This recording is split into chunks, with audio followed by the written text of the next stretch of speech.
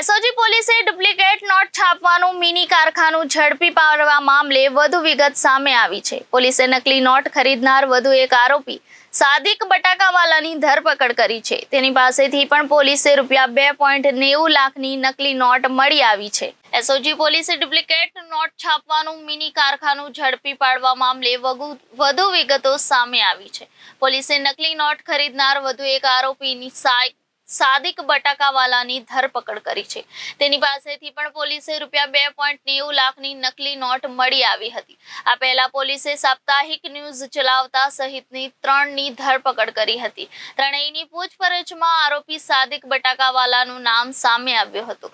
આરોપી સાદિક બજારમાં નકલી નોટો ફેરવતો હતો। પોલીસે આરોપીનો કબજો લઈ વધુ પૂછપરછ હાથ ધરી હતી। ગત તારીખ 21/5/2024 રોજ લિંબાયત પોલીસ સ્ટેશન હદ વિસ્તારમાં એસઓજીએ 9,36,100ની 500 અને 200ના દરની નોટો કબજે કરેલ અને 3 આરોપીઓ પકડેલ। ત્યારે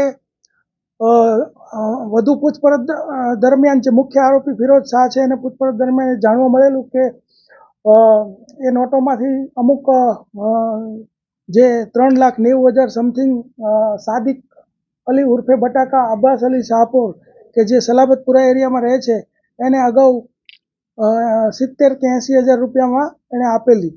તો અમને માહિતી હતી અને આરોપીને સર્ચ કરતા તે કર્ણાટક જે તે સમયે નાસી ગયેલો। ત્યારબાદ અમારા સીપી સાહેબે અનુપમસિંહ ગેહલોત સાહેબે સૂચના અને માર્ગદર્શન આપેલું કે ભાઈ આમાં તમામ જે આરોપીઓ અને તમામ જેટલી નોટો છપાઈ હોય એ તમામ આપણને મળી જવી જોઈએ। તો અમે અમારી એક ટીમ કર્ણાટક રવાના કરી। એ દરમિયાનમાં અમને હકીકત મળી કે જે સાદિક પઠાણ જે છે એ અહીંયા સલાબતપુરા એરિયામાં ગુજરાતી સ્કૂલની પાસે આંટા મારી રહ્યો છે। તો એ દરમિયાનમાં અમે વોચ રાખેલી હતી એસઓજીએ અને એ દરમિયાનમાં ગઈકાલે આ સાદિક જે છે એ મળી આવ્યો અને એની પાસેથી 3,90,800ની 200ના દરની ચલણી નોટો કબજે કરેલ છે।